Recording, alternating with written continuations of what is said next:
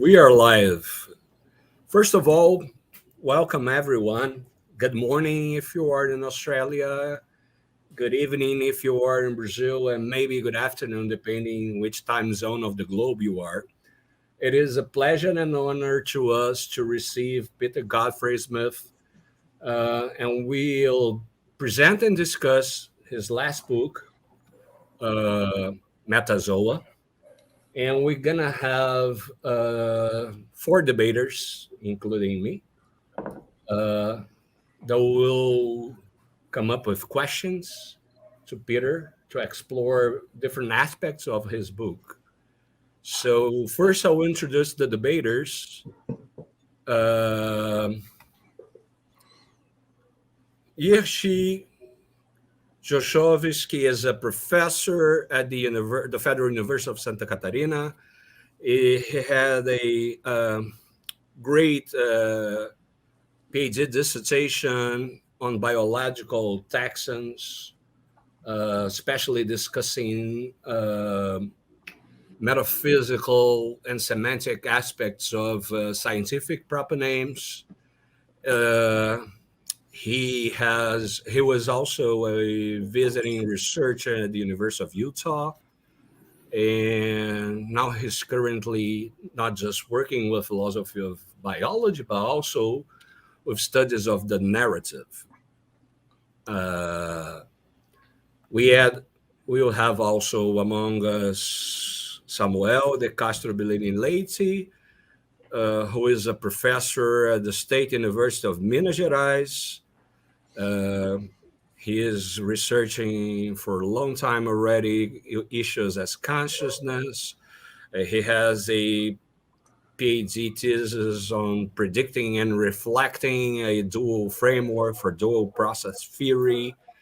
Um he is both a psychologist and a philosopher, and soon will Maximiliano will join us from Mexico. Also, I am Gabriel Mograbi, professor at the Federal University of Rio de Janeiro, mainly working with philosophy of neuroscience, decision making, consciousness. Uh, so now we're going to introduce our target thinker, our target author, Professor Peter Godfrey Smith. Peter Godfrey Smith is, I mean, to be sincere, he needs no further introduction. Even though I want to present him because this Mind Brazil Brainstorms has a kind of a mixed format. At the same time, it's a homage to a great work, but it is also a little bit of an inquisitory session in which we try to explore in full detail the thoughts of a great thinker in a specific subject. We are especially interested in books that are being released. So, yeah, Godfrey Smith is a professor of philosophy of science, history of philosophy of science at the University of Sydney. Uh, he has prolific work in philosophy of biology and philosophy of mind.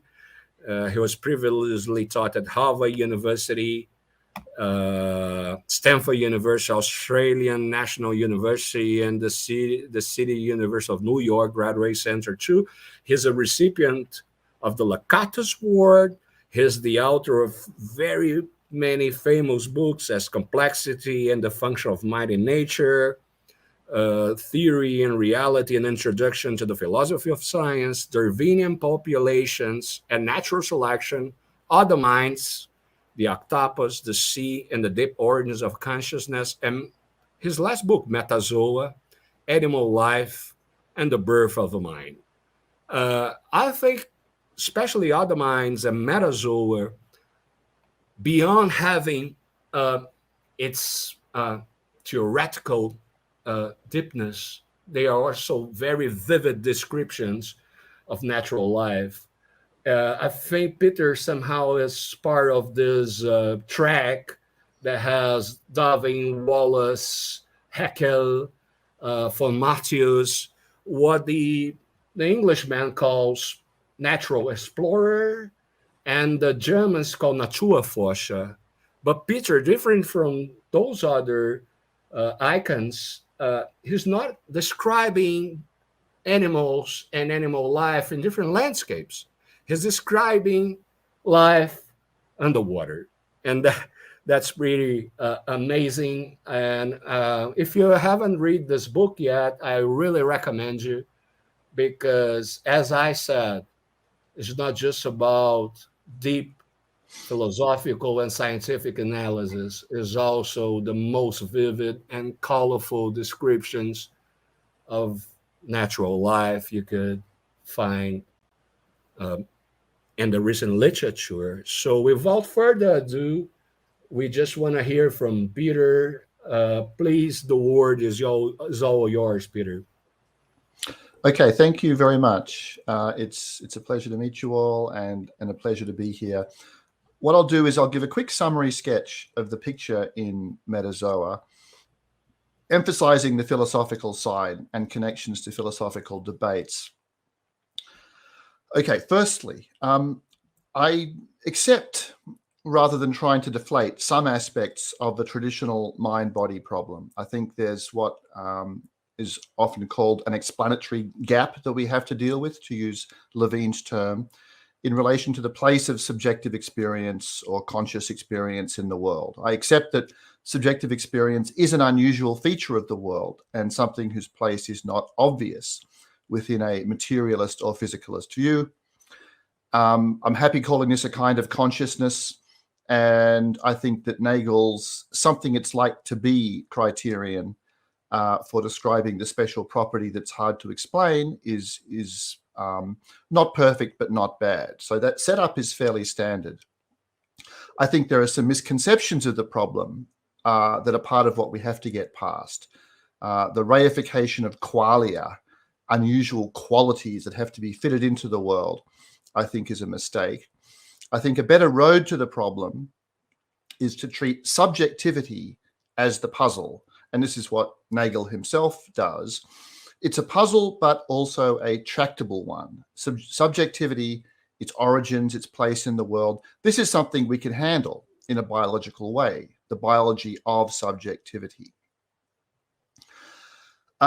Regarding its handling and regarding my acceptance of an explanatory gap, there's one kind of gap in this area that I think it's a mistake to try to close.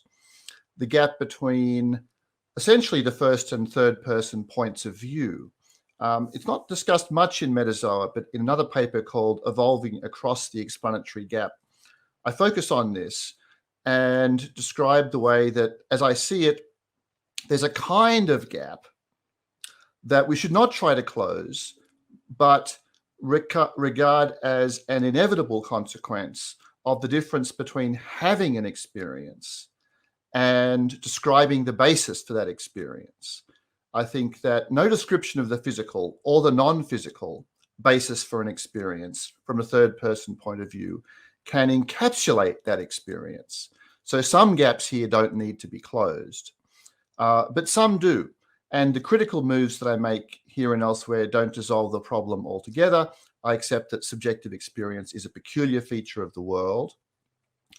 And in explaining it, I mostly assume the falsity of views like dualism, panpsychism, and others in that family of views that see the mental as irreducible and distinct in the strongest sense. The mental, including the experiential, is something made, something that comes to exist in arrangements of the non-mental. Made how? Well, that takes us to the evolutionary setting of Metazoa and my other work. We need to see subjective experience as an evolutionary product. That is in part a constraint. In particular, I think there's a constraint involving gradualism that we should accept here. Gradualism is the usual, almost inevitable pattern of explanation for the evolution of complicated, novel things. And so we need a gradualist explanation of the origin of subjective experience. But also, more and more for me, the gradualist picture and more generally the evolutionary framing of the situation is a resource as well as a constraint.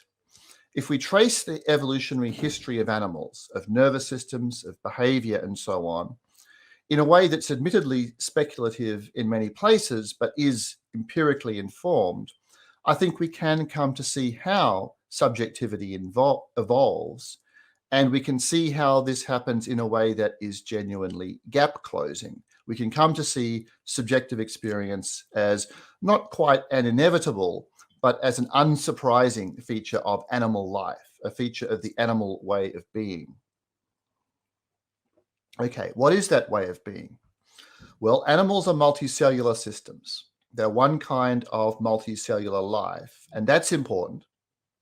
Secondly, animals specialize in action, where by this I mean they specialize in the controlled motion of parts of their bodies and often of the whole, putting to new work the more ancient resource of the cytoskeleton within cells, the controlled contraction of biological material to serve biological ends is a feature of animal life. Because an animal is a multicellular system, coordination is hard to achieve. It's a big deal. It involves the creation of coherence in motion across the large scale of the animal body. Influenced by Fred Kaiser and others, I pursue a view of early nervous system evolution based on those demands of coordination, tying the body together, tying the animal body together. And then, especially in the Cambrian, as I see it, there was a reorientation of nervous system activity towards more exterosensing, sensing of the external, more real-time action, directed action guided by the senses, and hence the modern regime of animal life. Okay, I said that the path to an approach to the mind-body problem for me goes via the idea of subjectivity.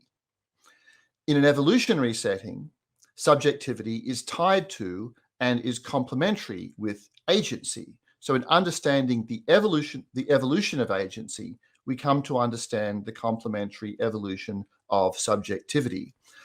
Susan Hurley's work from the 90s especially is important here regarding the embedding of the two, subjectivity and agency together.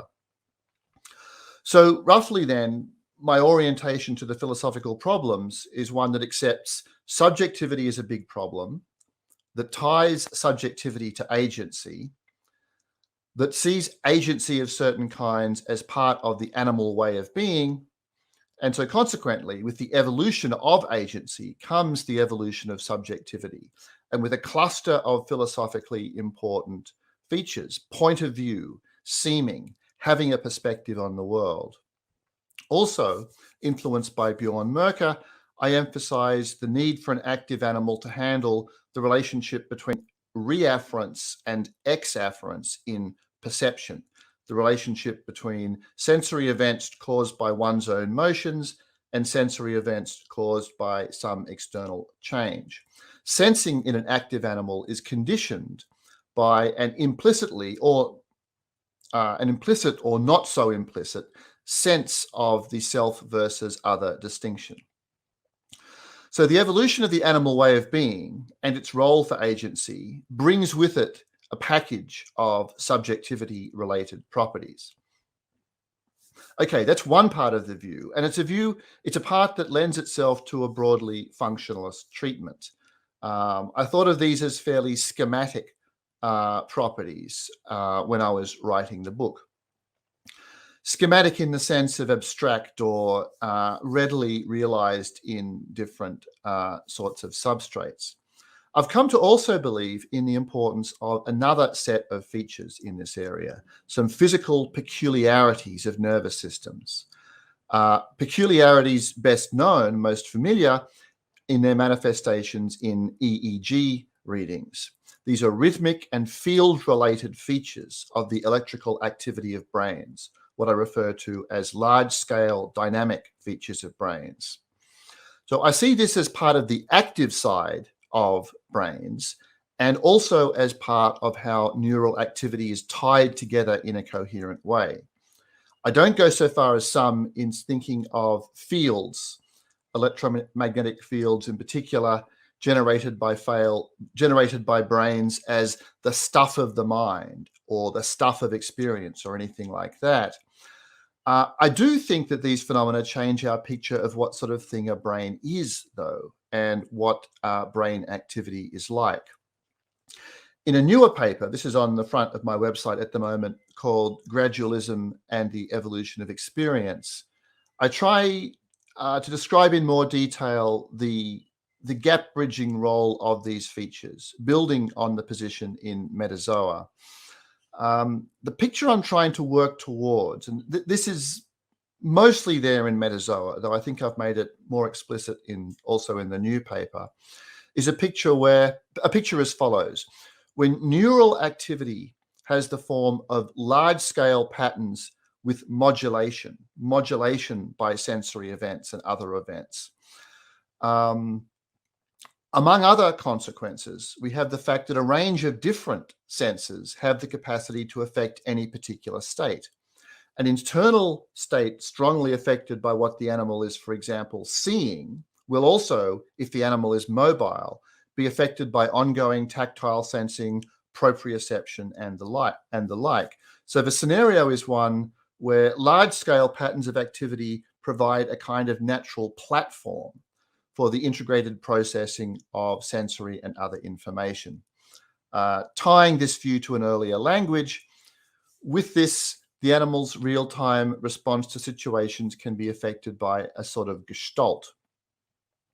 So we have a part of my view, especially in chapter 5 of Metazoa, that is based around schematic features associated with subjectivity, and those features addressed in turn via their connections to agency and the evolutionary role of agency, action.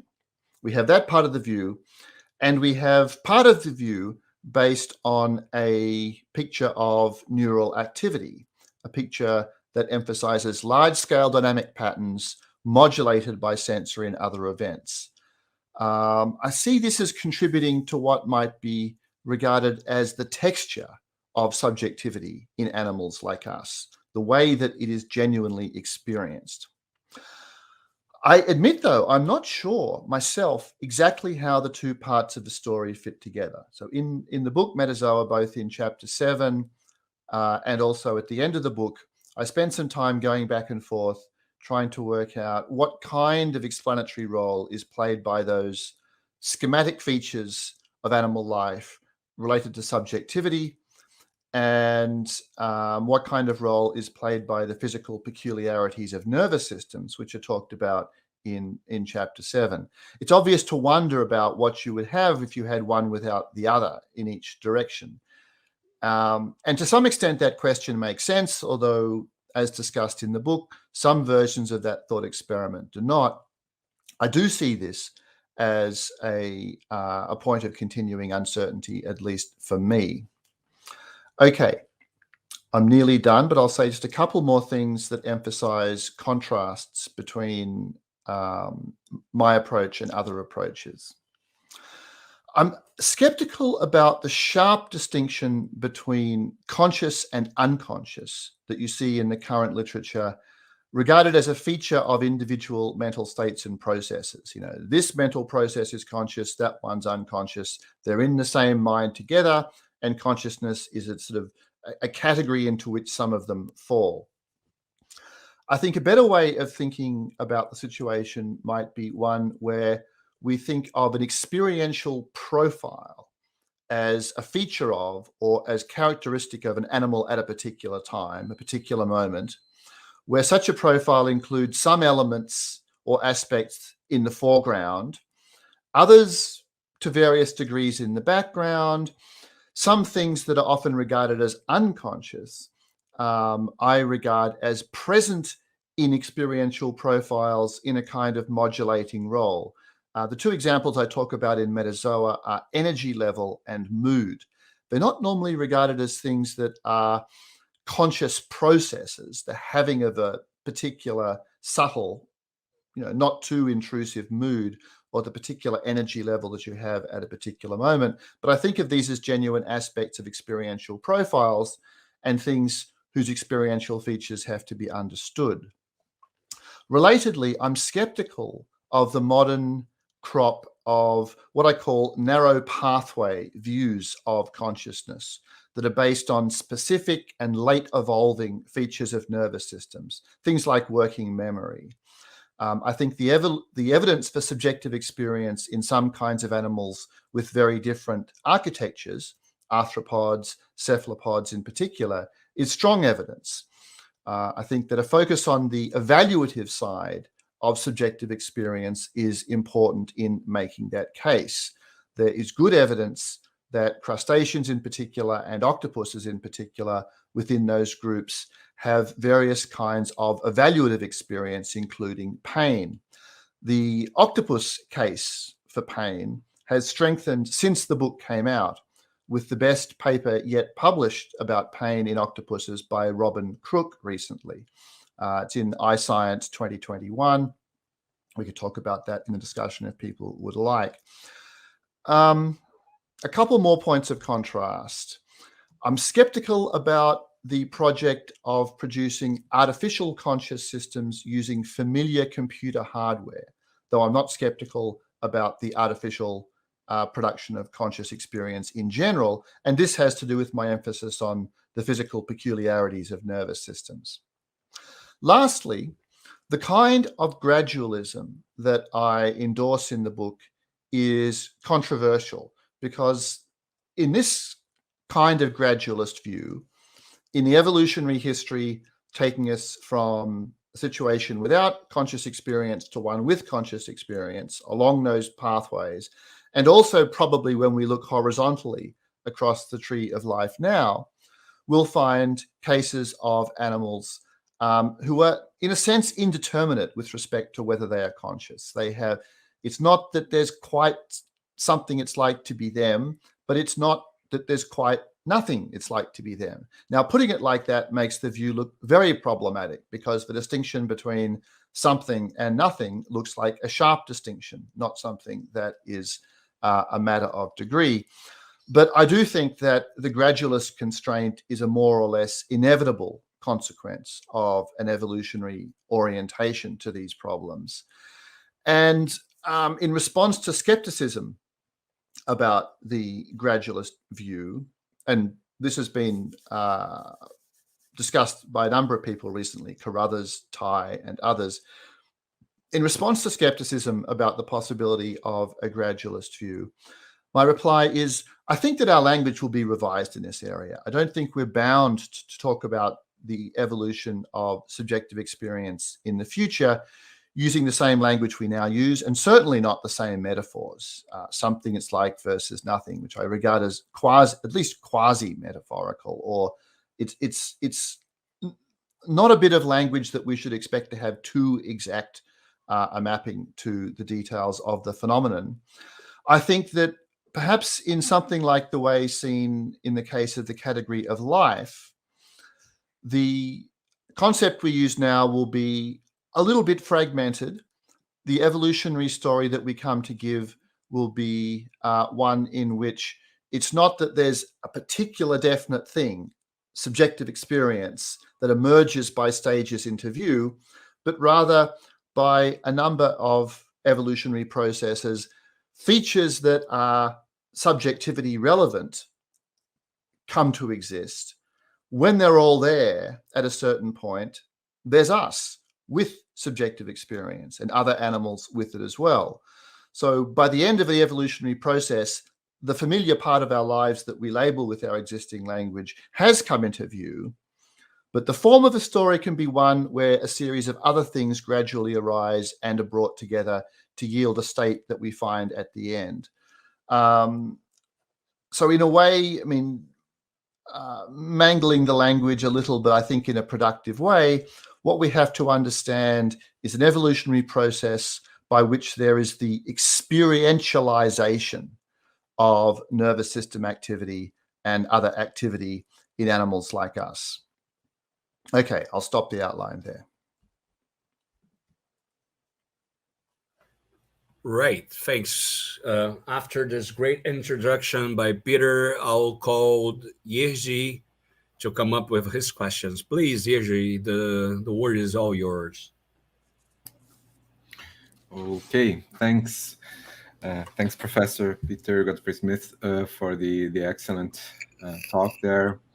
And thank you for your book. I really enjoyed it. My question, I guess, is more of an armchair philosopher's question, or rather, perhaps sedentary, at least, sedentary philosopher's question. I take it that you are very optimist as regards this bridging the gap towards other, what is it like to be, towards other subjectivities. So my question would be, how do you take the philosophical fictions of untranslatability and radical translation, for example, in Quint? Do you think there is a limit for our understanding of other consciousnesses, of other subjective experiences? Is there a limit for that? And especially, do you believe that the way we understand, for example, what is it like to be an octopus, is in some way related to the fact that we are phylogenetically related to those beings? And what if we encountered a being which we are not phylogenetically related to them? Could we understand it more or less in the same way, or understand what is it like to be them in more or less the same way, using more or less the same epistemological tools? That would be my question, I guess. Okay.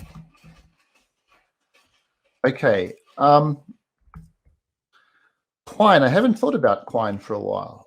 So let's think about his role. Certainly an important voice in giving rise to the contemporary kind of naturalist orientation to this problem. But the form of naturalism that Quint worked within was very much a behaviorist one. It's we're working from behavior. Quint, of course, himself was especially interested in verbal behavior, in the verbal case, and the interpretation-based approach to mentality that is more straightforwardly applicable there then has to be extended to other kinds of behavior. And we see that in coherent ways in people like Davidson and Lewis, and also in Dennett. I can see how that was perhaps an almost inevitable sort of way station in the development of philosophical ideas of this kind. But I think that kind of behaviorist constraint as a constraint is something we can more or less throw away at this point. And although I think of behavior as very important, for example, I think behavior is not enough, but not too far off being enough in trying to work out whether some invertebrate animals feel something like pain. I think it's very important, although it's not everything. There are other kinds of evidence that are important. So, for example, let's take the paper I briefly mentioned a few minutes ago, Robin Crook's new paper about pain in octopuses. Okay, I'll read out the title of this paper in case people want to chase it down. It's called Behavioral and Neurophysiological Evidence Suggests Affective Pain Experience in Octopus by Robin Crook in the journal iScience this year, 2021. Okay, what does Crook do? What makes the paper an important paper in unraveling problems of pain in a distantly related animal is partly the fact that she looks at roughly three kinds of evidence at once, all of which, as it turns out, point in a similar direction. So the octopuses are exposed to a mildly unpleasant stimulus. It's the injection of acetic acid vinegar in a small amount, and the control condition is one where just salt water is injected. And the octopuses behave in particular ways. They groom the area. They act as if the area is problematic. They form a conditioned place preference. They avoid the kind of environment where they had that experience, and that's an ongoing thing.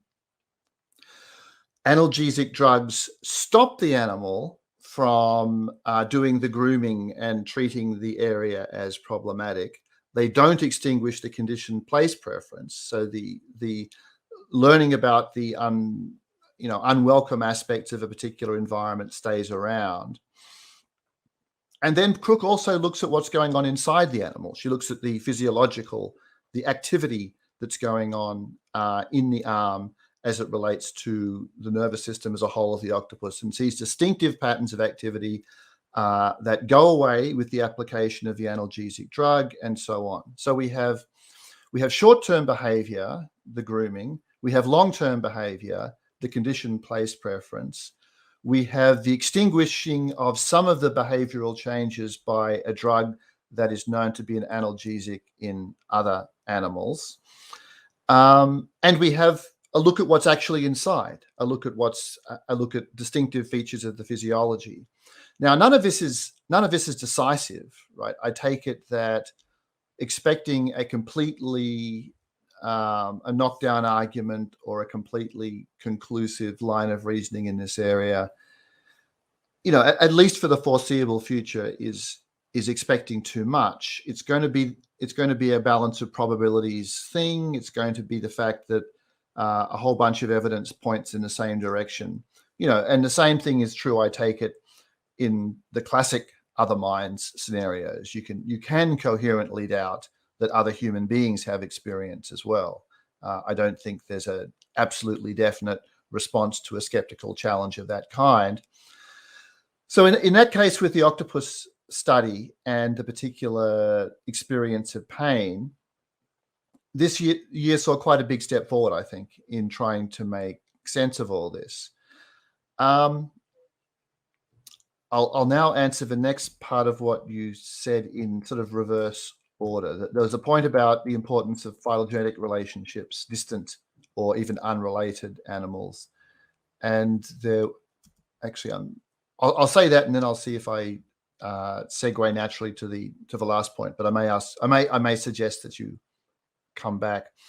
Right. In the case of that, let's keep using that study as an example. That study of octopus pain.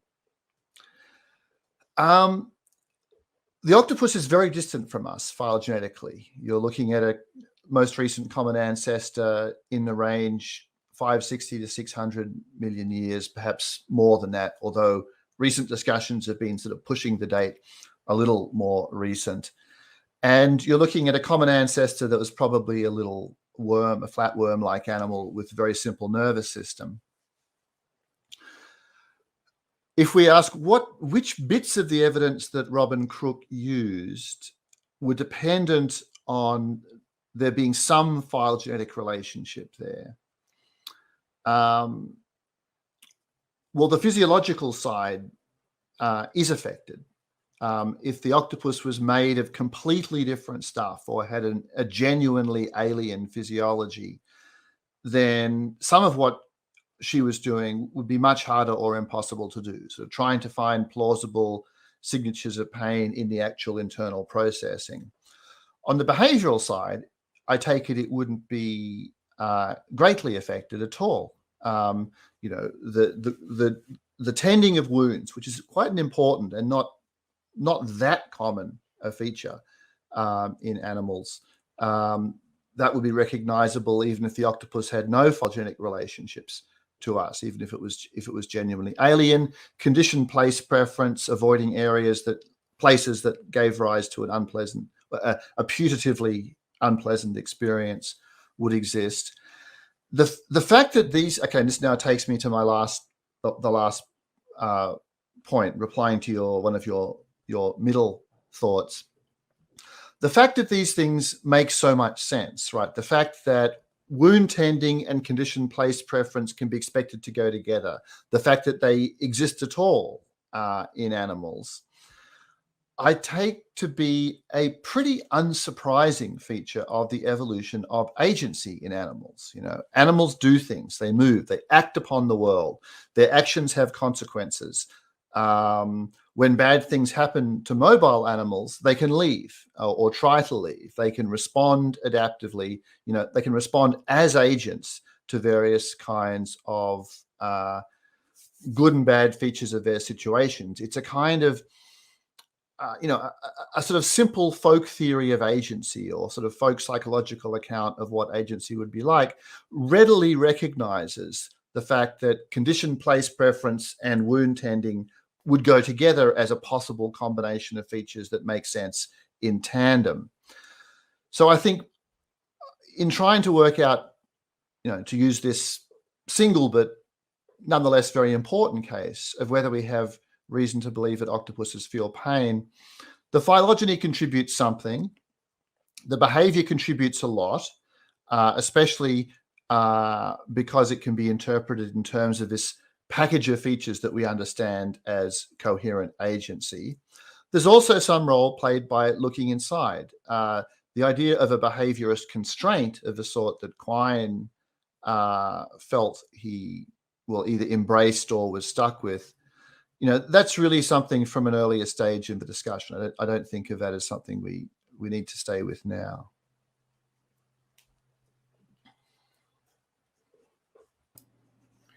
Great, thanks. Okay, great. Thanks a lot. Please, Samuel, jump in the debate, please. Okay. First, thanks for your book. It was great reading it. I am aligned with most of the things you say. I think we all are here in terms of evolution and even gradualism. But I think where I would differ the most, so the main point of my challenges throughout this event will be from the information processing regards that you make. So I have a background in information processing theories of cognition, and although I'm very aligned with your book, I'll focus on that, which is where we could have much of an interesting debate. However, unlike informational processing theories, I don't agree with them that robots are nearly conscious. I'm very aligned with you when you say they are very far from having experiences. I think in your book, you look for a special something in life without that being a vitalism, without being a special substance. We can put it that way. And we know that we can oppose that idea to robots being conscious. So I think also there's something special in life, but not a special substance. And I think you do really well in showing what that is, all the connections of cells and how they really make a system that works. In contrast to robots, which are like a processing system in some parts, which moves other metal parts that have nothing to do with the system at all. It's like the body of the robot is not really part of the robot in the same sense that the octopus has various parts, right? So it's like a toy. It looks like a living thing. It's like a toy because it has this, even if you make a parallel robot with, important arms or something like that, the material part, the metal that's working there, they don't have cells. The atoms that are there are not connected. They're not truly integrated in the system. So I'm very aligned with that. So I wanted to ask, when we consider this important difference in life, I think there's something previous to consciousness or even sentience that robots don't have. It's like they're not a system at all.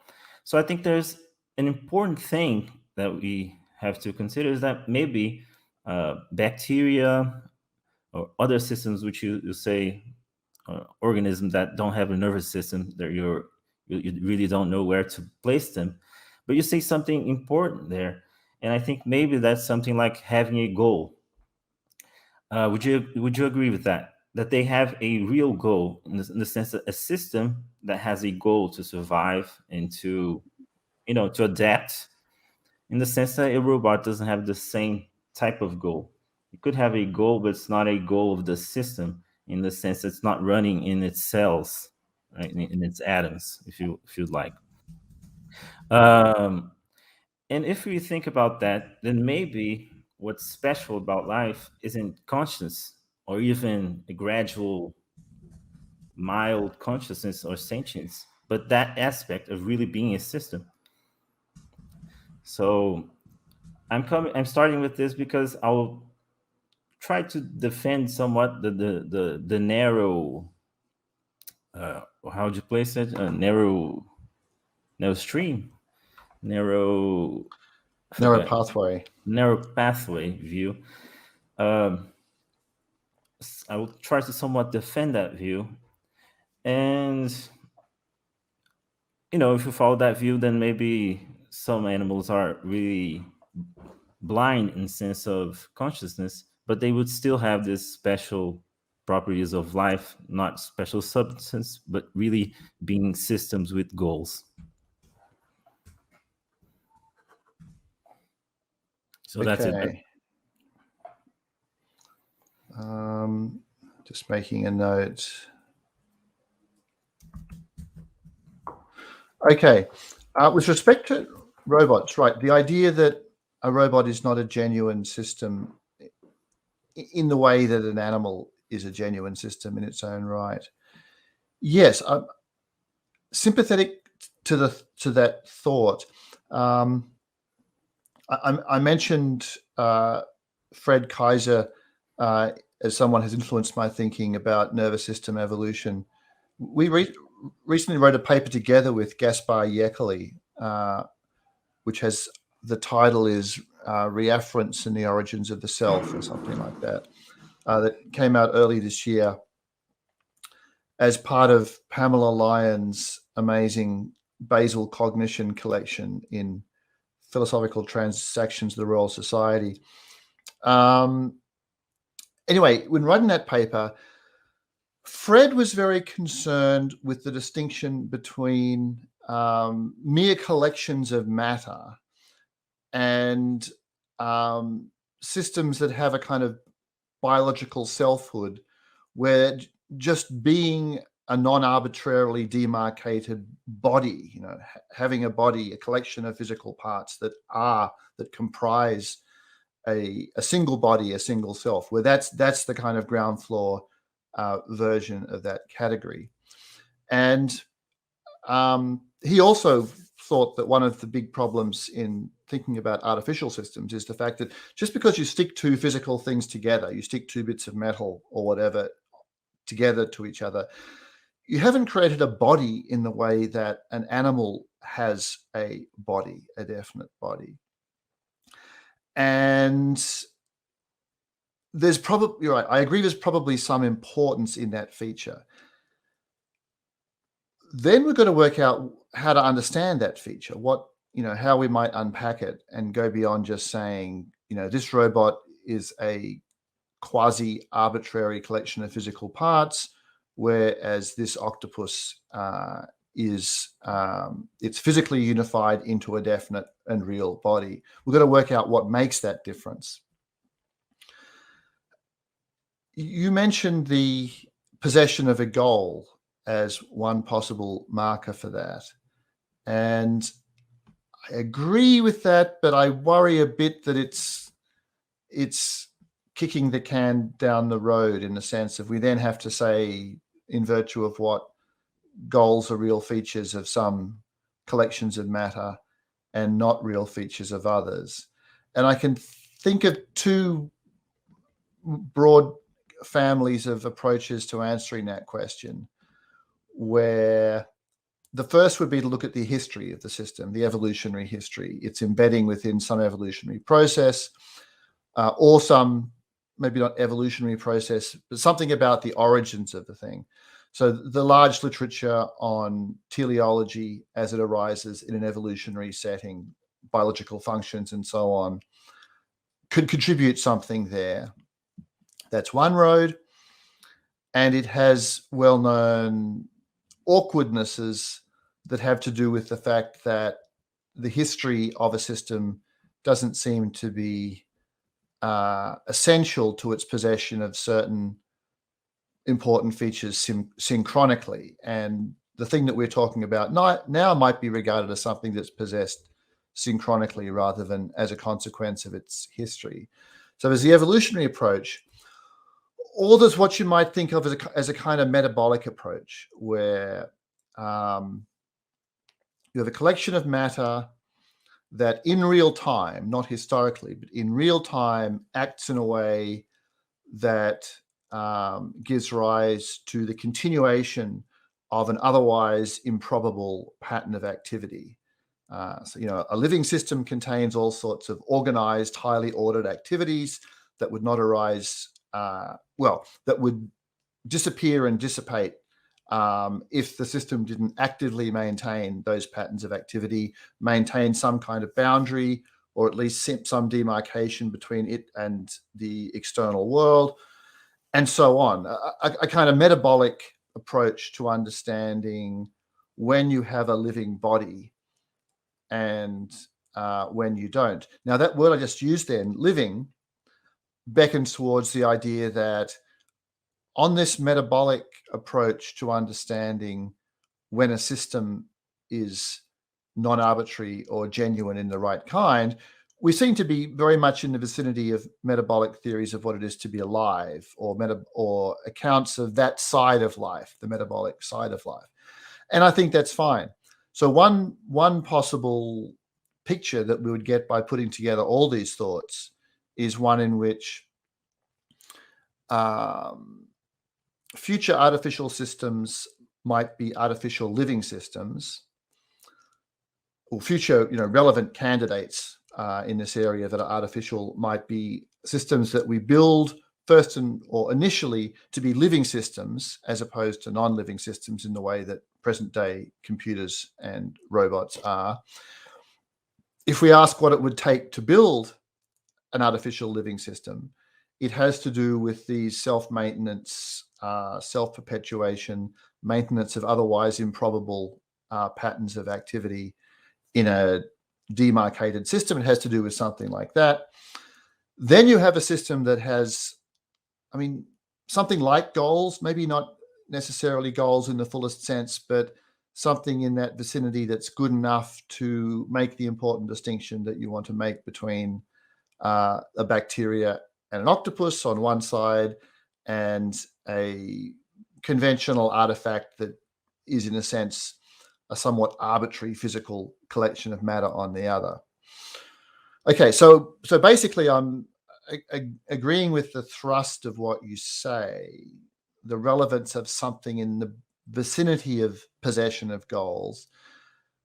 I don't think that saying that these things have goals and these things don't is enough to solve the problem, because the possession of goals is itself something that requires a fair bit of unpacking and explanation. We then have a couple of pathways we might follow in giving that explanation, a more evolutionary and a more metabolic approach. These map on to pre-existing discussions of what makes a system alive, and that might be fine. That might be the sort of the way things go.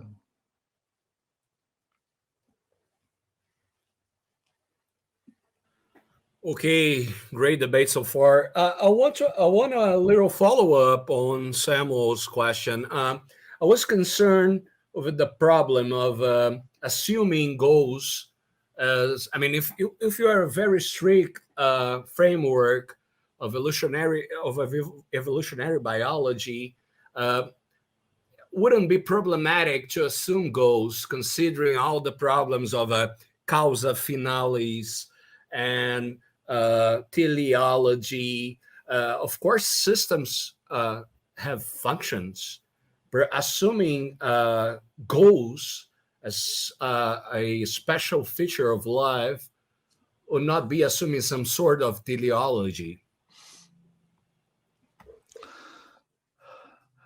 I'm not too concerned about this because, right, so we have two things that had to be brought together. On the one side, and here I'm influenced by the very old discussions back in the 1970s by Larry Wright, his classic papers on goals and functions, and his book on teleological explanation. So updating his discussion a little bit, we can say that there's two things here.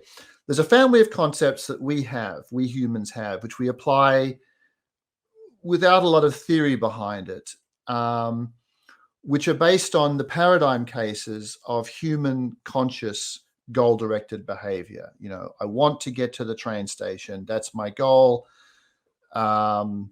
This road is blocked, so I'll go this other way. I will follow whatever path is necessary because I have that end in view, and so on. There's the paradigm cases that are familiar to us from human life that are part of folk psychology, part of a kind of folk theory of agency. And Wright says, you know, that is the origin of concepts of goal. The origin of concepts of function, similarly, is found in familiar areas in human life, the functions of artifacts. You know, what's this thing for? Well, it's part of the heating system. It prevents the thing from, you know, overloading itself or something like that. That's why it's there. The thing is there because it has this effect. There's what Wright referred to as the consequence etiology as a feature of the paradigmatic cases of objects that have goals or functions. They have certain effects, and the effects they have figure in the explanation for that thing's existence or presence in a certain system. Okay, so there's the family of cases that are very, in a sense, heavy duty, that reside within ordinary human life. Then there's a bunch of phenomena that are some distance from that, well, considerable distance, such as a bacterium following a chemical gradient in a way that keeps it in contact with a food source, or a bird producing a display that makes it look bigger or more, you know, formidable than it would otherwise look. Particular kinds of behaviors that animals produce and particular features of their bodies, where there's something like the classic consequence etiology there as well. You know, if we ask, why is the bird doing what it's doing? Well, there's an effect that behaviors of that kind have had historically, deterring predators, for example, which figures in a feedback process, a selection process that characterizes the past history of animals of that kind in that population. And the reason that that behavior is still being produced now involves in part the beneficial effects of earlier instances where that behavior was produced in relevant circumstances. Now, something that this is going back many decades, but I was recently rereading Wright's one of his papers, and I thought, yes, right, he was very good. He was very good at seeing the following point, of seeing it's not as if the things that bacteria do or octopuses do or plants do, it's not as if the features that they have are exactly the same, you know, that they sort of squarely fit the criteria that we have in mind as a consequence of our encounters with goal-directed behavior in ordinary human life. It is a bit different. There's a kind of partial match between what nature gives us in bacterial behavior, in the forms, the evolved forms of animals and plants and so on, and the habits of interpretation that we bring to them using teleological terms. But that's sort of okay. Wright regarded the application of words like goal and function to things like bacteria as, in a sense, they're dead metaphors. They could be seen as initially metaphorical applications of a language that have become so routine that they're no longer genuinely metaphorical. Instead, the sense of a expression has been somewhat expanded via that initially metaphorical use. Okay, this is quite a long answer, but what I'm trying to say is, as a consequence of this orientation, I think that there's enough of the kind of thing that goal-directedness involves in what the bacterium is up to and in what the bird is up to, what the plant is up to. It might not fit what we regard as teleology in the strongest or most in the original sense, but there's enough for us to see the real similarity, to see the similarity between the kind of consequence etiology that exists in ordinary life when, why are you doing that thing? Well, I'm doing that thing because it will have this effect. Similarity between that and why is the bacterium doing that thing? It's doing that thing because, past bacteria have done that and it's had a beneficial effect that's been selected for and so on. There's enough similarity there, even if it's not perfect, even if it's not complete. So, right, enough to do the job of working out what makes bacteria different from inanimate systems, what makes animals different from robots. Those are real questions. And there's a considerable amount of purchase we get in these questions via this application and partial extension of teleological language. Great answer. Very clarifying. Very clarifying. I'll go for my first question. My first question goes in kind of a different direction from the previous debaters. My question is on the relationship of sanctions and agency, something that you mentioned in your first introduction. Let us say that I'm, I don't know, a poikilothermic animal, like, I don't know, a snake, for example. And we have a very hot weather that day. The snake just migrates to some colder stone in the margins of a river. Let us say I'm who I am. I'm a human being. I just turn on my air conditioning, or I drink a sip of iced tea to cool down my system. So how much the sophistication of my sentient machinery would also imply a sophistication of patterns of behavior. Are those possibilities strictly correlated, or the relationship is not that direct? The correlation between sophistication of sentience and sophistication of agency is not that naive and simple. That would be my first question. Right. I think I might get you to restate it in part. So it's relation between sophistication of sentience in the sense of richness of experience. Yeah. And the sophistication of possibilities of behavior in terms of agency. How direct is this relationship?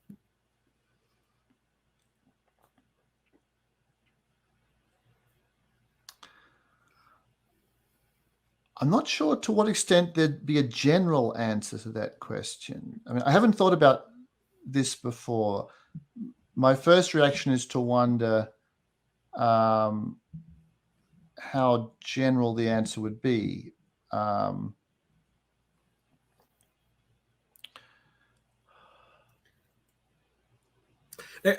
Just let me add some maybe some ideas that will help to see where I'm trying to go to.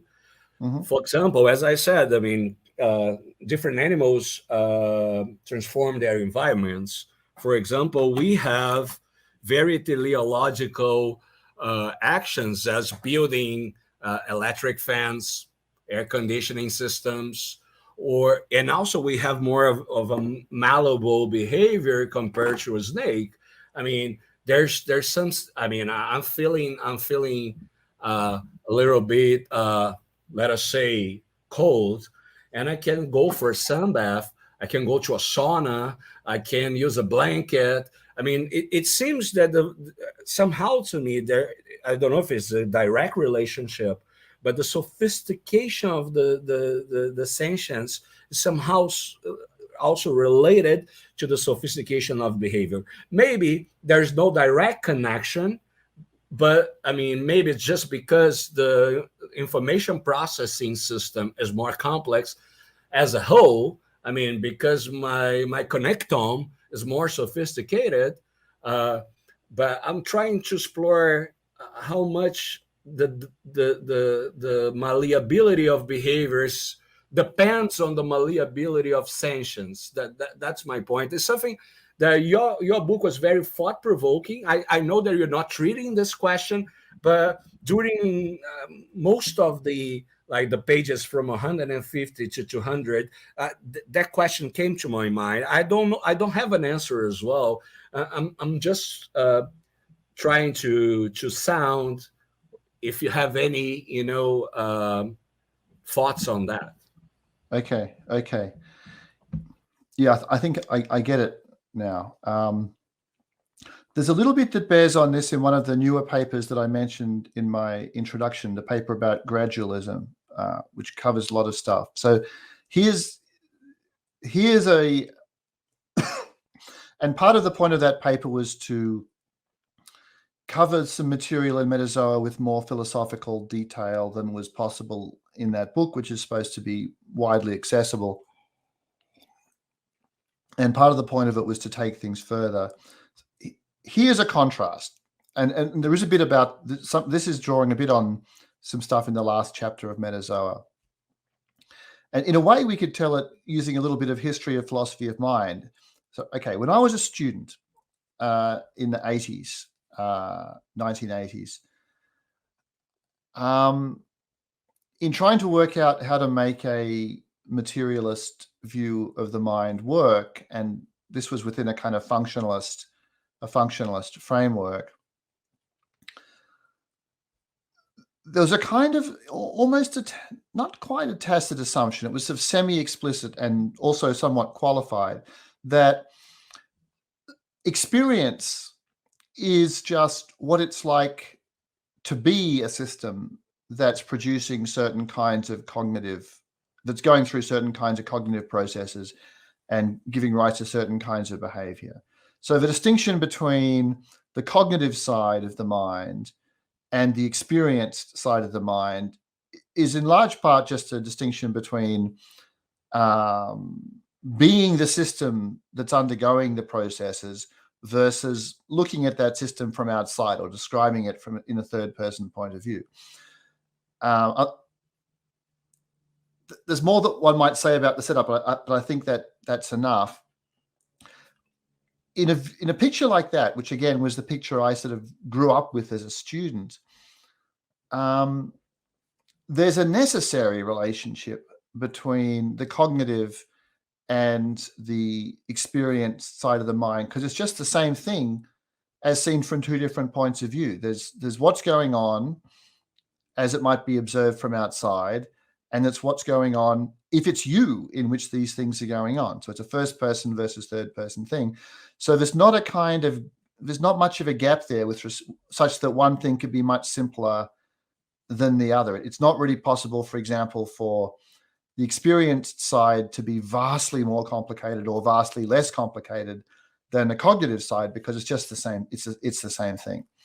Now, as I see it from the 90s or so onwards into the new century, mostly under the pressure of psychological and neuroscientific work, not from the side of philosophy, that relationship came to be seen very differently. And that's what gives rise to what we're calling narrow pathway views of conscious experience.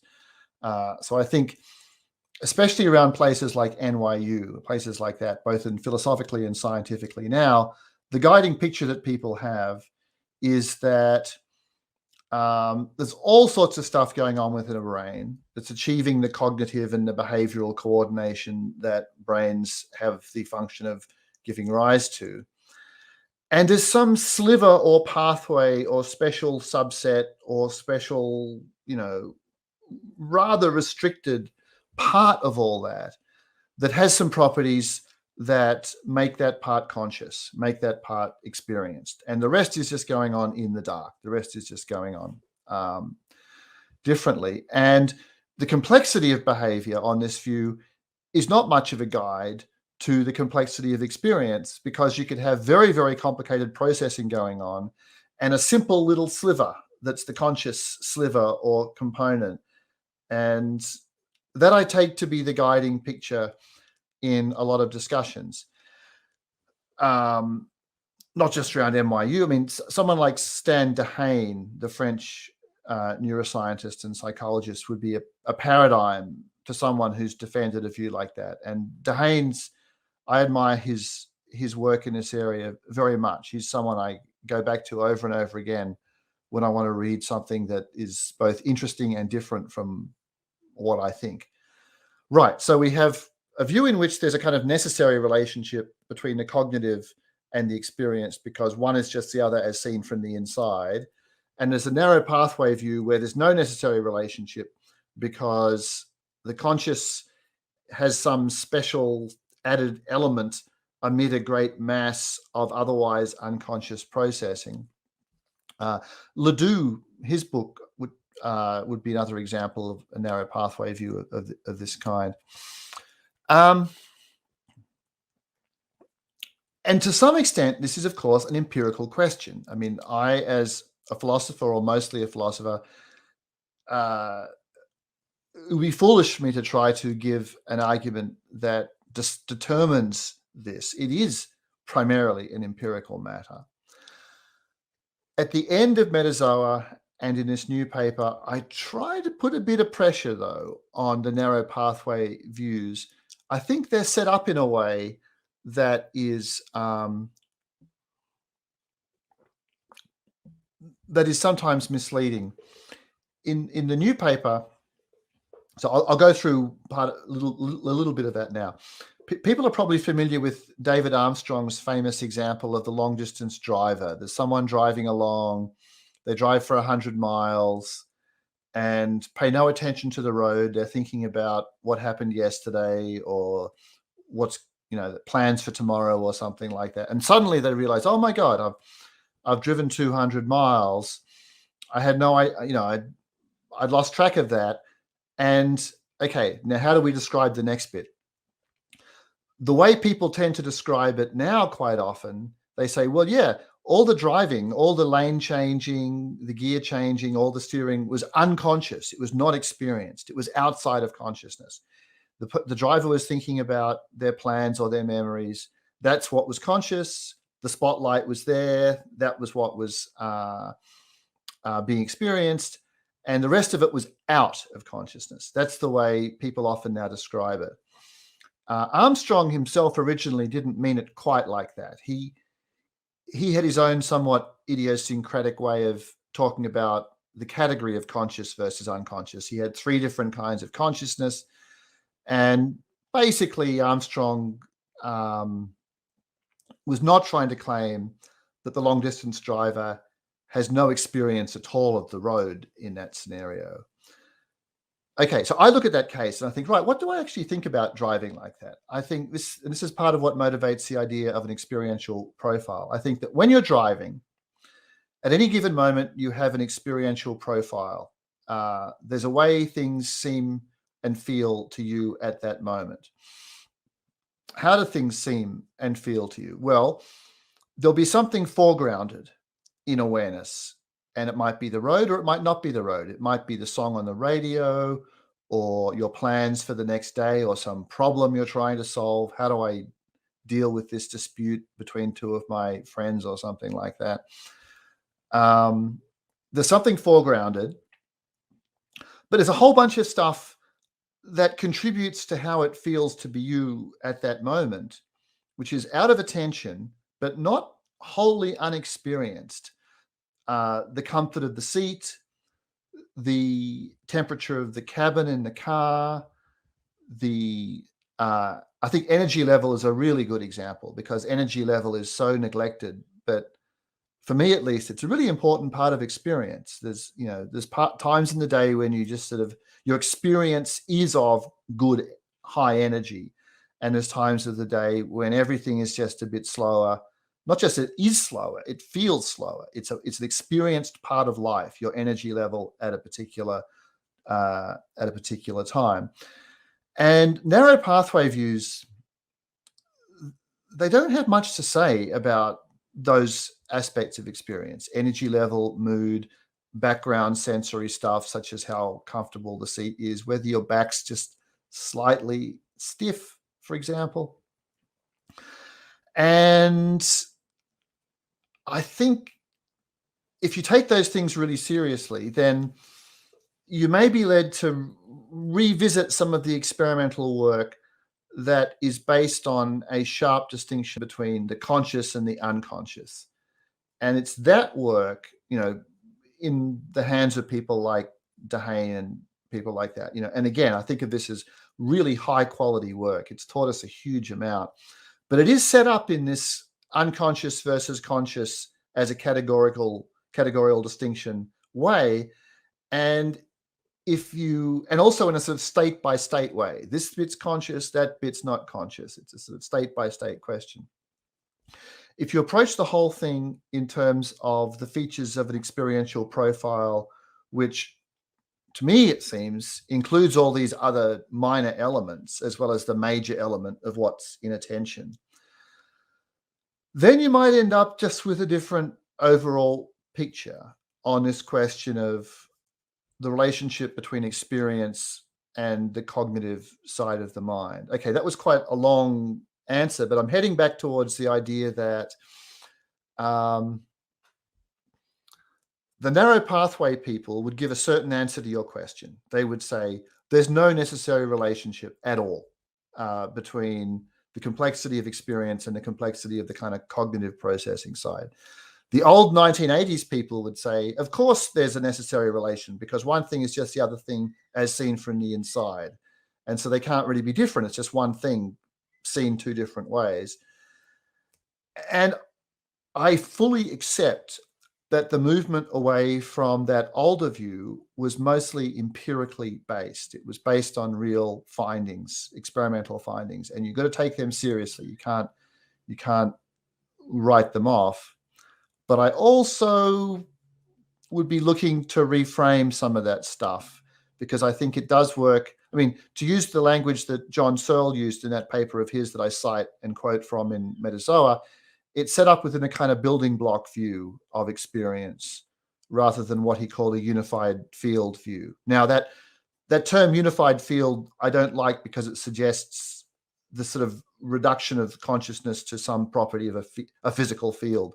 And I don't endorse that, but experiential profiles are similar to what he was talking about there.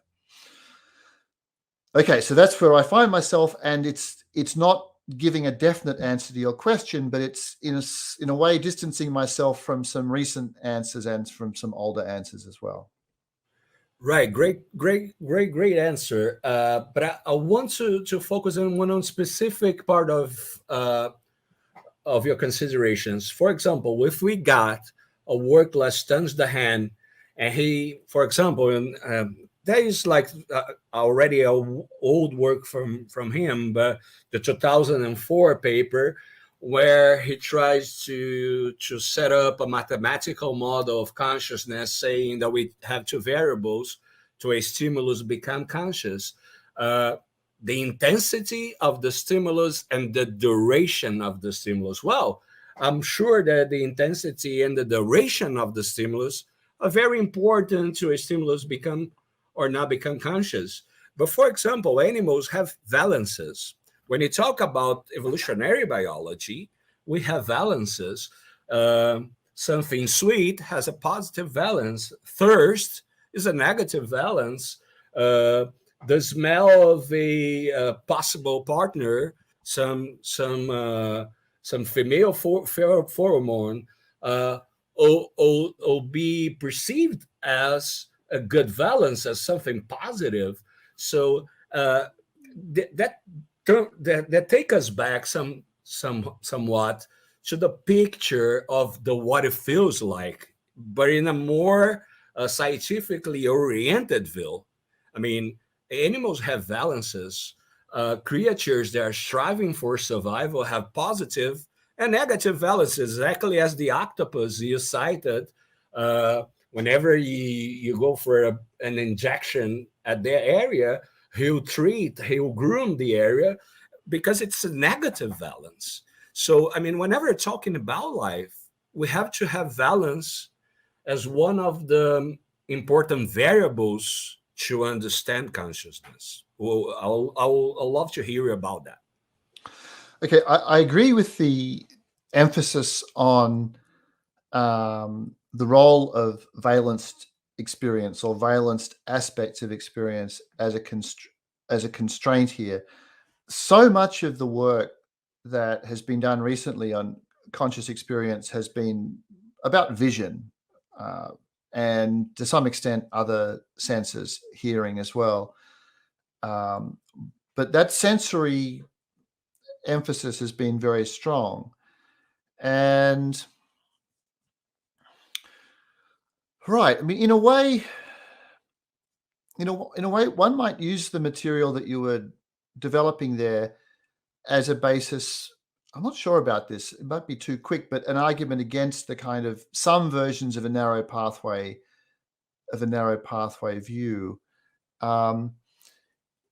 If it's generally the case that as you perceive things on the sensory side, you're experiencing them in a valenced way as well. This is good, this is bad. If there's a kind of background evaluation going on amid everything that's happening, that could be an important aspect of experiential profiles that is real, often a bit backgrounded. It's not as sort of pressing and salient much of the time as what's in sensory attention, what's in focus. But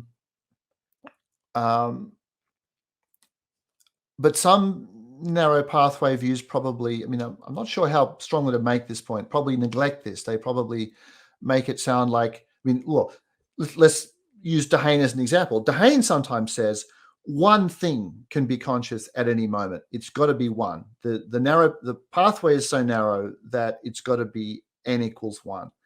And so if you really are conscious of an object with its color and shape, well, let's assume it's not just the color or just the shape. If I'm looking at a tree outside right now and I'm conscious of that, then for Dehaene, nothing else can really literally be in there. I can be switching very quickly between that and something else, but even the evaluation I might place might, on narrow pathway views, be something that you would have to flip between that and the sensory side, because the pathway is so narrow that only one thing can be in there at once. Okay, right. So a first thought is the kind of near omnipresence of evaluation might be seen as pushing towards a broad experiential profile view and away from a narrow pathway view to some extent.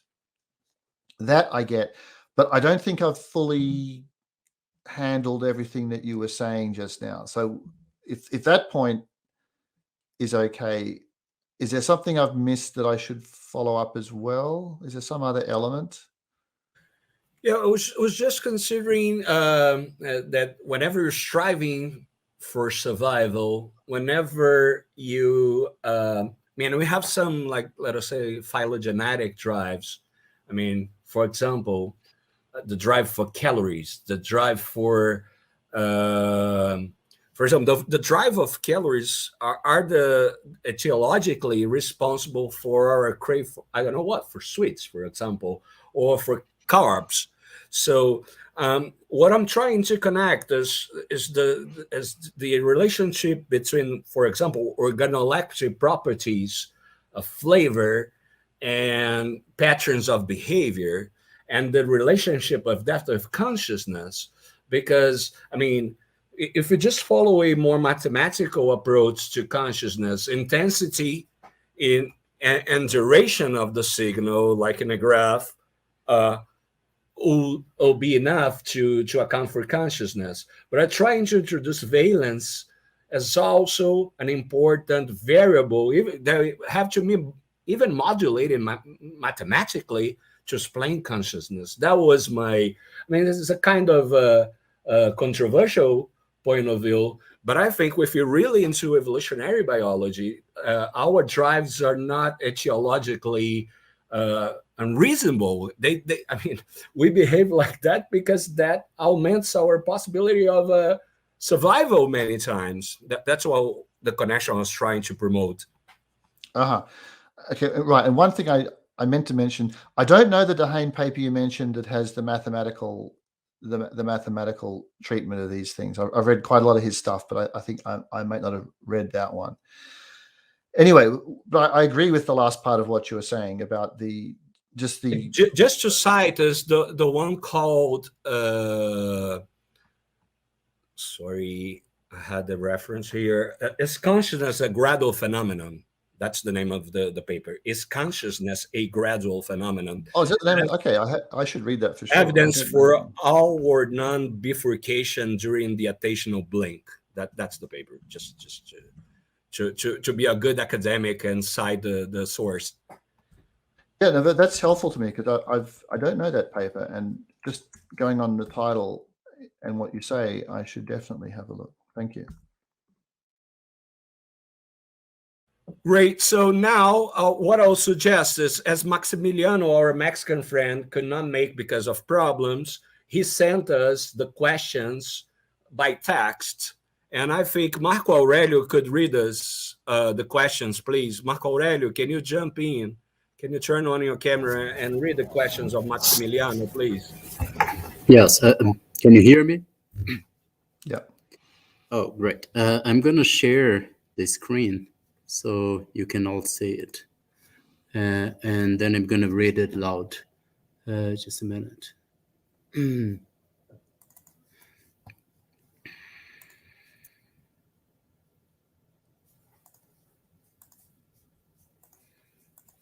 Right. So can you see the text? All right. So I'm going to read it. Thank you very much to Gustavo Leal Toledo and the organizers of the terrific workshop Mind Brazil Brainstorms for inviting me. I want to thank Peter for writing such a great book and taking the time to discuss his ideas in such an open manner. I deeply apologize for not being with you in person, but some domestic and familiar issues suddenly emerged. Not quite serious, but quite demanding, though. That doesn't allow me to connect right now. Nevertheless, I wouldn't like to miss the opportunity to tell Peter and the audience some of the thoughts that I had during the delightful reading of Metazoa. Of course, read them just in case you find it appropriate to do so. I guess we did, right? We found it appropriate. Some of these questions emerged from a discussion on the book with my colleague, Alberto Morales. So the first point here is gradualism versus different kinds. You defend a gradualist view of the evolution of mind and experience. On the other hand, you say, quote, if your brain is different from ours, your experience is different, but not absent. Once we accept that there is probably some form of experience in hermit crabs, octopuses, and so on, there is a need for a broad view, broad account of what they have and we have that makes us all experiencing beings, end of quote. I wonder if what is said in this quote could be used itself as an argument against a gradualist view of the evolution of experience, in the sense that there must be some similarity, a core in all the kind of experiences, in all the animal groups that possesses it, that resembles each other, and that can be traced, at least its origins, maybe to a common ancestor from which all the actual and contemporary kinds of experiences gradually evolved. In other words, wouldn't having a different brain and a different experience suppose having different origins, which contradicts gradualist and common origins view? And in the same vein, wouldn't having a gradualist evolution of the mind imply the impossibility of having completely different brains and completely different kinds of experience? I think gradualism, view of experience implies some sort of common ground of it. So that's for the first point. The second point, Marco, I'll suggest to let Peter answer the first question, and then you read the second one. All right. So the first point is gradualist versus different kinds. So I'm going to stop here, and then I read the second one later. Yeah. Okay. In response, I don't think I agree that there is a core or similarity that has to be present there across all the different kinds. Now, this relates a bit to what I was talking about in a sketchy way at the very end of my presentation. We have a somewhat flexible and variable concept, but we have a concept of subjective experience, often described by saying there's something it's like to be you and there's nothing it's like to be a chair and so on. And the something it's like property is in a way a core or a similarity, but it's just the fact that there's something there. There needn't be any similarity in what's there. It's just that there's something it feels like to be you. Now, even that feature, I think, can steer us in the wrong direction because on a gradualist view, there have to be cases along the way where it's not quite something, not quite nothing, where I think indeterminacy is something it doesn't have to be there literally. I mean, you might have a tiny little step onto the escalator and then experiential gradual differences within the category of experiencing beings after that. But you might also have not that discrete step onto the escalator. You might have indeterminacy in the strongest possible sense. And in that case, I think, right, there will not really be a core, even in the weak sense of, it's not just that there's a similarity across all the somethings it's like, but even the presence of a definite something might not be always present because the indeterminate marginal cases can be important. Okay, common origins. I think it's fairly likely that there's not a common ancestor with a primordial form of experience that gets modified down all the evolutionary lines leading to us and to octopuses and birds and so on. I think it's pretty likely that you have genuine, distinct evolutionary origins.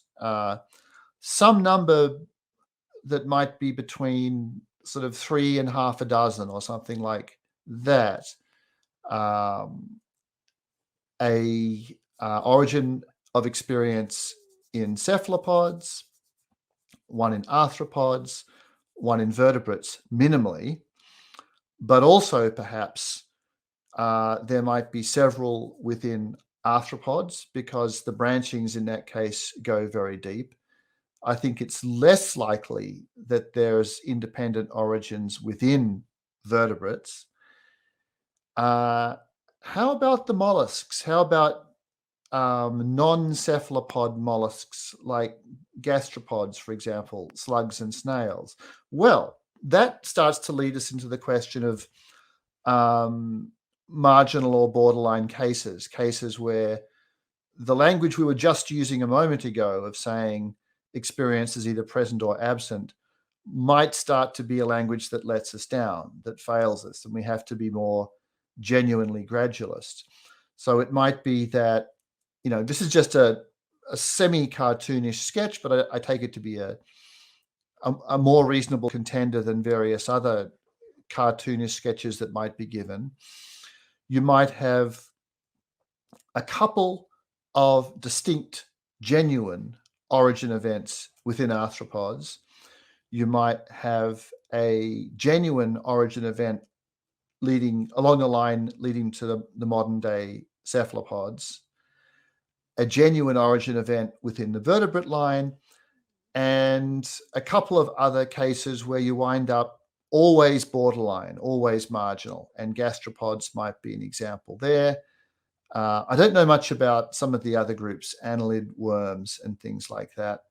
I don't know much about who would be in this category, but I take it to be a serious possibility. Now, another possibility is a more purely gradualist view where you say, right, we need to accept that the yes, no, or the on-off question is quite misleading. And if you were to draw the picture, you would draw the picture of the tree where at the top you have definitely conscious vertebrates. You would have cephalopods and some arthropods that, are also, if you imagine this sort of the gradation drawn in sort of darkness versus lightness or coloredness, pretty bright colors or pretty dark shading for those ones. And then you would have lines that get less and less, more and more faint, more and more washed out as you head down, and you would get to the common ancestor of all bilaterian animals about 600 million years ago, and that would be a very marginal case. And then you would have the common ancestor of bilaterian animals and cnidarians, the ancestor that links us with jellyfish and corals, and that would be even more washed out. But it would still be an animal, still with a nervous system. Then it would be a sort of hyper-gradualist picture. And I don't know really yet. I don't think we have a language to talk about those cases, about corals and jellyfish and placozoans and all sorts of other, really interesting but very far from us creatures. Anyway, so that's a possible view. And then in a sense, you would have commonality because it would be a single thing, this sort of, there'd be some degree of shading of the lines of the tree corresponding to the presence of something on the way to experience that would unify all these things. But you'd be recognizing an extreme gradualist picture in which the difference between us with some degree of shading in this property and the common ancestor and a jellyfish, the differences would be enormous.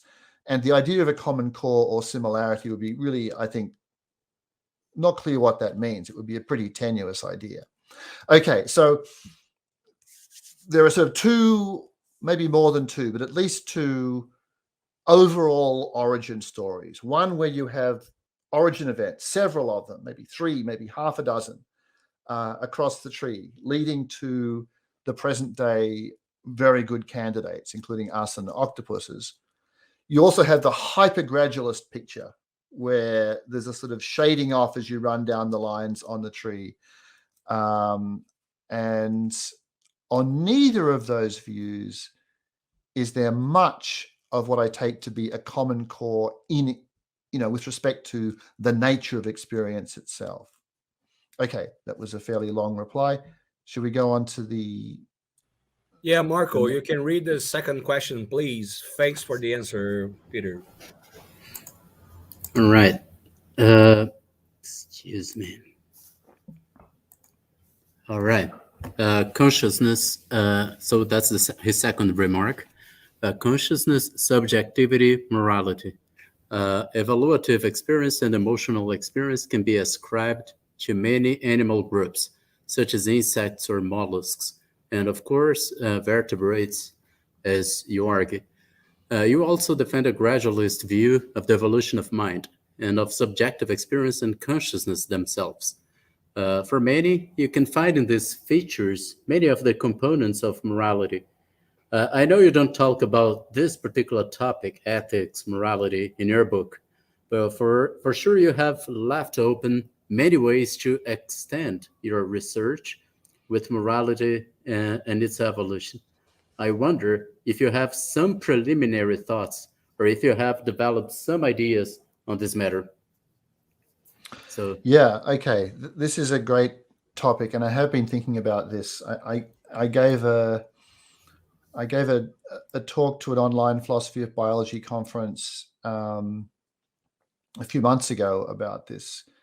Okay, this will also perhaps be a longish answer, but I do think it's a very important question. Okay, let's assume a strongly gradualist picture on the consciousness side. So there's animals like us that are conscious. There are some things that aren't, armchairs, let's assume bacteria, but there's going to be some cases both in the history and at the top of the tree where the answer to the question, are they conscious, is well, sort of, it's an indeterminate case that it's a graded, not really graded in the sense of having a single dimension, but it's a partially present matter. Let's assume that. Then let's also assume a strong connection between the ability to have experiences, especially evaluative experiences, and okay, then the next phrase is going to be important: moral standing, or something like moral standing, or moral considerability. So let's assume that once an organism can feel pain, for example, it's okay, right. This is going to be the tricky part. It's deserving of moral considerability in a way that, let's assume, a lettuce which cannot feel pain is not. So let's assume a fairly tight relationship between the ability to have experiences, especially evaluative experiences, and moral standing or moral considerability. Then you face a situation where there'll be some in-between or marginal or indeterminate cases with respect to the first property, whether they can have experiences. And the natural thing to say would be, well, okay, I guess they are also indeterminate or marginal or not really yes, not really no cases with respect to moral considerability. Now, some people think of that as just, okay, it can't be like that. That's not the view we could end up having. Jonathan Birch, both at the conference that I gave a talk at a few months ago, and he just published, I think last week, a dual review of Metazoa and Ledoux's book on the origins of the mind. And in the last page, or so, this is in, I forgot, what's the journal? History and Philosophy of the Life Sciences or something like that. Let me just pull it up. It is an interesting review. History and Philosophy of the Life Sciences. Jonathan Birch, the paper's called The Hatching of Consciousness, and it just came out. It's open access too, so anyone can get hold of it. Anyway, what Birch says is you sort of can't have a situation where the answer is neither yes nor no to the question, does something deserve moral consideration? Let me maybe even read out a little bit of it.